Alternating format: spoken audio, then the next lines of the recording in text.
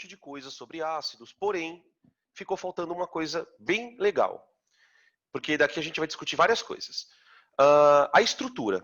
Né? Os ácidos, aqui estão aqueles oxiácidos principais, né, que a gente discutiu toda aquela parte de nomenclatura. E à esquerda a gente tem os hidrácidos, os que não têm oxigênio. Todos são substâncias moleculares. Todas essas substâncias que vocês estão vendo aí, os átomos estão se unindo por ligação do tipo covalente. Então, dentro dessa ideia, vamos falar um pouquinho da estrutura deles, tá? Então, na primeira parte, a gente vai falar dos hidrácidos. Né? Os hidrácidos são 6. HF, HCl, HBr, HI, HCN, H2S. Né? Eu vou dividir a estrutura dos ácidos em um grupo do tipo halogenídricos. Halogenídricos. O que é um ácido halogenídrico, vocês imaginam? Bom, é um ácido que tem halogênio. Tá? Então você tem o HF,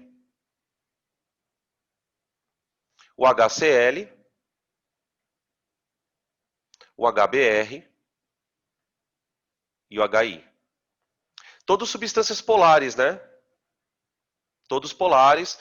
O único que faz ponte de hidrogênio aqui é o HF, beleza? Aí a gente vai passar para o HCN, que é o cianídrico. O ácido cianídrico é um ácido fraco.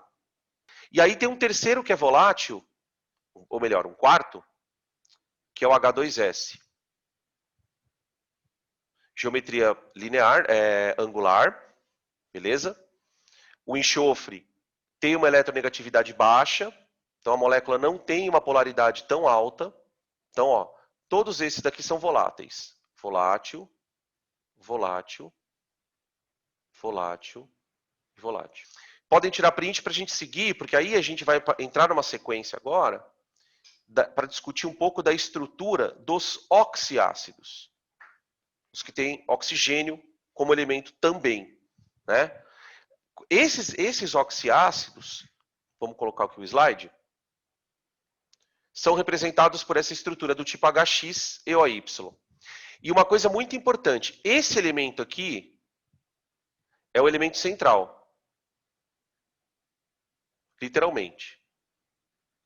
Ele está no centro da molécula. Tá? Nos oxiácidos, existe um padrão de estrutura.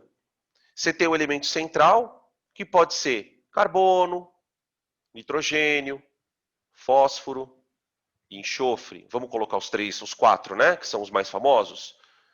Carbono, nitrogênio, fósforo e enxofre. Geralmente, esse elemento central está rodeado por oxigênios. Então, os oxigênios da estrutura vão ficar ligados no elemento central. E os hidrogênios ligados aos oxigênios. Tá bom? Esse é o comportamento padrão. Tem exceção, Danilo? Tem. 2. Não vou comentar agora porque vai falar no exercício. Coloquei uma questão no exercício para a gente poder discutir isso. Mas, no geral, essa é a estrutura. Então, vamos começar. Vou colocar mais um aqui, tá, gente? Perdão. O cloro. O cloro é um caso à parte. A gente vai discutir ele por último. Vamos começar com o carbono, né? Então, ácido que tem carbono. H2CO3. Tá? Elemento central, carbono. Ele vai fazer 4 ligações, ó. Uma dupla com oxigênio. E isso aqui, ó.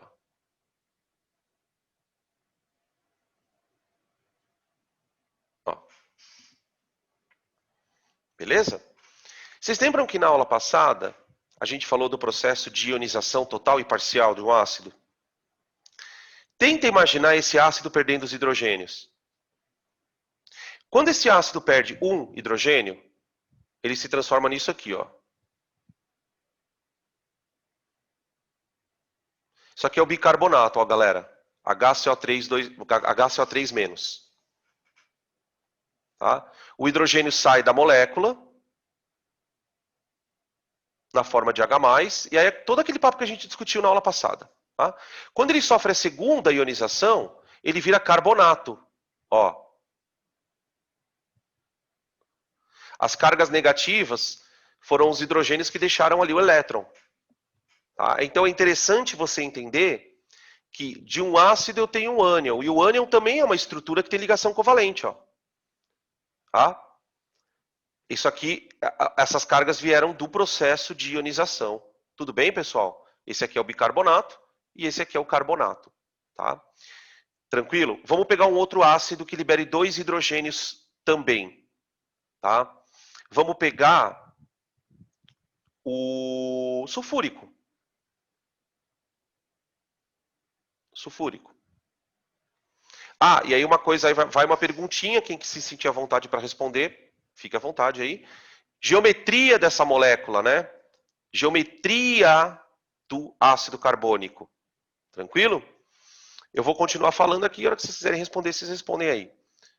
Para o ácido sulfúrico, galera, o elemento central é o nosso querido enxofre.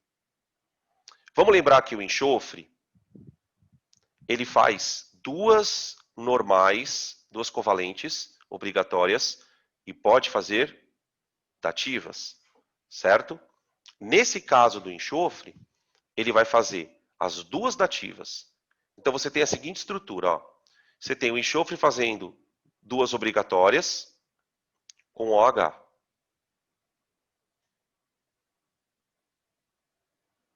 OH. Tranquilo? E as duas dativas com outros oxigênios. Ó. Isso é a estrutura do ácido sulfúrico. Beleza? Também é um ácido que na água vai originar 2 ânions. Vamos desenhar os 2 ânions. Preparem as munhecas aí. Hoje é uma aula loucaça. Vocês vão escrever demais da conta. Quem estiver escrevendo, né? Quem estiver tirando print, pode preparar os gigas aí. Aê! Boa, Edu. Trigonal. Já emenda na sequência a geometria do ácido sulfúrico. Já emenda na sequência, quem quiser, a geometria do sulfúrico. Ó, esse aqui é o hidrogenosulfato.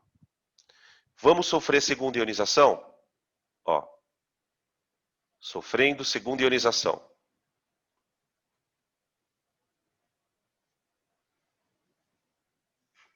Nosso amigo sulfato. Percebem? Todos os ácidos que eu estou falando aqui fazem ponte de hidrogênio. Por exemplo, o ácido sulfúrico, ele já é encontrado no estado líquido, o ácido sulfúrico. Inclusive, ele tem um ponto de ebulição bem alto.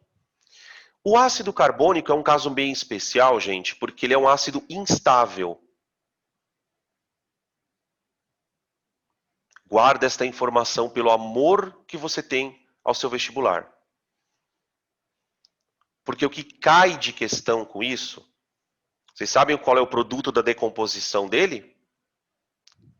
Né? Todo composto instável tem vida curta.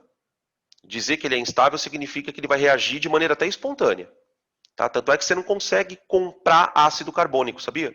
Você não consegue. Você nunca vai chegar numa indústria química e falar, ô, me vê um frasco de ácido carbônico. Não existe isso. Por quê? Ele é um composto instável. Ele se forma dentro de reações e ao se formar, principalmente nas condições que nós estamos, temperatura, pressão ambiente, né, que nós estamos aqui, ele já vira CO2.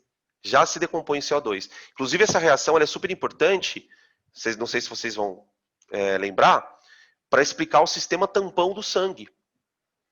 O sistema que mantém o pH do nosso sangue preso numa faixa, né? Mesmo que você receba uma substância mais ácida ou mais alcalina, o teu sangue ele tem uma certa proteção contra variações de pH. Isso se faz por conta de um sistema chamado sistema tampão. Beleza? Vamos pegar um outro ácido aqui. Vamos pegar agora o nítrico, pode ser? Nítrico, HNO3. Esse é monoácido. Monoácido. Nitrogênio, galera. O nitrogênio, ele faz 3 ligações covalentes obrigatórias e uma dativa opcional. Nesse caso, para pensar um pouquinho aqui. Será que o nitrogênio vai fazer dativa ou não? Lembre-se que o oxigênio tem que estar ligado ao H necessariamente, e eu tenho 3 oxigênios. Né? Então, o que eu posso pensar? Eu vou fazer o seguinte, ó, eu vou pegar o nitrogênio, vou colocar uma ligação OH. OH. Lembrando que eu tenho que fazer mais uma ligação obrigatória e outra aqui. Percebe? E aí, caso seja necessário uma dativa. Como eu tenho 2 oxigênios para ligar, o que eu vou tentar fazer então? Eu vou tentar fazer uma dupla com O, porque daí eu estabilizo o nitrogênio, e aí eu faço uma dativa com outro O. Pronto. Beleza? Qual é o ânion desse cara? Ah, é o nitrato. É o nitrato. O menos, N, dativa, O, dupla O. Até agora não apareceu a geometria do sulfúrico, então não vou nem perguntar do nítrico, né? Se não apareceu a do sulfúrico ainda, eu não vou nem perguntar do nítrico. Quando aparecer a geometria do sulfúrico, aí eu pergunto a geometria do ácido nítrico. Tá? Vocês estão me devendo 2 já. Vamos ver quantas vão sobrar no final da aula. A gente podia combinar a cada 10, vocês podiam mandar para casa aqui umas esfirrinhas para mim, né? Ah, agora sim. Agora foram desafiados. Boa, Edu. Tetraédrica. Tetraédrica. Agora tem a do nítrico também, né? Tem a do nítrico. Vamos colocar agora a do fósforo? A do fósforo é o triácido da vez, né? Ácido fosfórico. O fósforo é da mesma família do nitrogênio. O fósforo é da mesma família do nitrogênio. Então, eu tenho que ligar. Como eu tenho 3 hidrogênios, presta muita atenção nisso. Eu tenho 3 hidrogênios. Esses 3 hidrogênios têm que ficar ligados ao oxigênio. Então, o que eu vou fazer? E eu tenho 4 oxigênios. Então, eu vou usar os 3 elétrons do fósforo para fazer 3 covalentes com O. Vai ficar assim, ó. O, O e O. Os hidrogênios eu coloco aqui.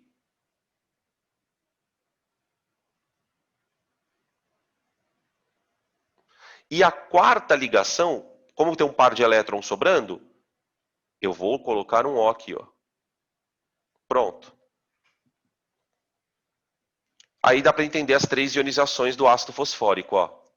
As 3 ionizações do fosfórico. Né? A primeira vai ser o dihidrogeno. Então vamos colocar assim aqui, ó. P, O menos, OH. Vou colocar o H mesmo assim juntinho, tá? Você vê como as aparências enganam, né? Para os menos avisados, o cara vai olhar isso e falar, opa, isso é uma base? Não, muito pelo contrário. Isso é um ácido. Beleza? O segundo ânion seria esse aqui, ó.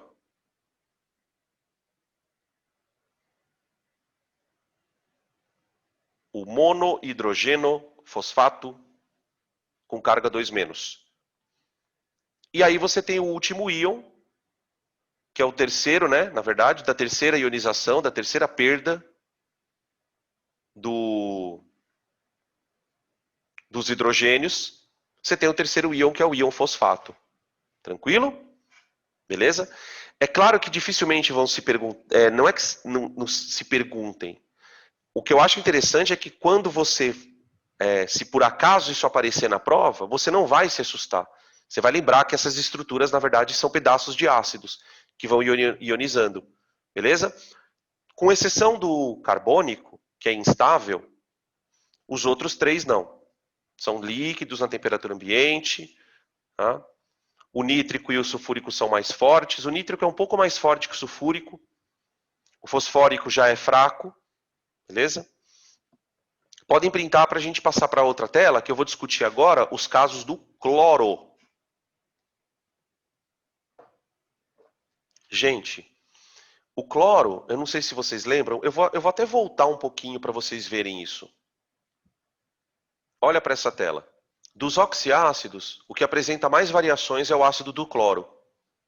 O nítrico tem as variações, o sulfúrico também, o fosfórico tem 2 variações, né, além do principal. E uma das questões que eu acho legal da gente discutir é por que o cloro tem tantos oxiácidos diferentes? Né? Isso tem uma explicação baseada em que princípio? A história toda é o número de par de elétrons que o cloro tem. Né? Os elementos da família 7A são elementos que têm 7 elétrons na camada de valência. Então a gente sabe que o cloro tem uma estrutura capaz de fazer até 3 ligações dativas. Então o que o cloro mais consegue fazer é ficar rodeado de oxigênios. Vocês percebam no detalhe que eu tenho um ácido de cloro com 4 oxigênios até. Então isso já nos dá uma ideia de onde esses oxigênios estão ligados. Certo? Beleza? Então eu vou voltar lá para a gente montar as estruturas desse cara. Vamos começar com o ácido mãe. O mãe é o HClO3. Tá? Eu tenho HClO, HClO2, o mãe, que é o HClO3, e o HClO4. Beleza? Então vamos começar com o mãe. Em todos eles, você tem uma estrutura meio padrão, que é o seguinte, o hidrogênio está ligado ao O, né? Então eu tenho isso, ó, o cloro. Esse aqui é o HClO. Aqui eu vou fazer o HClO2, aqui o HClO3, que é o mãe. Os outros ácidos são muito parecidos, ó. Esse aqui é o hipocloroso, esse aqui, que eu vou desenhar agora, será o cloroso. Aqui eu vou colocar uma dativa, né? Ó. E aqui.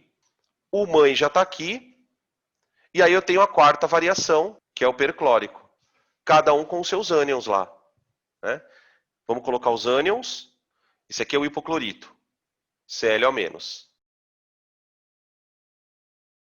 Agora eu vou desenhar o clorito. Agora eu vou desenhar o clorato. Não estou respeitando geometria, nada, tá? E aqui, o perclorato. Todos esses são os nossos íons de ionizações dos ácidos.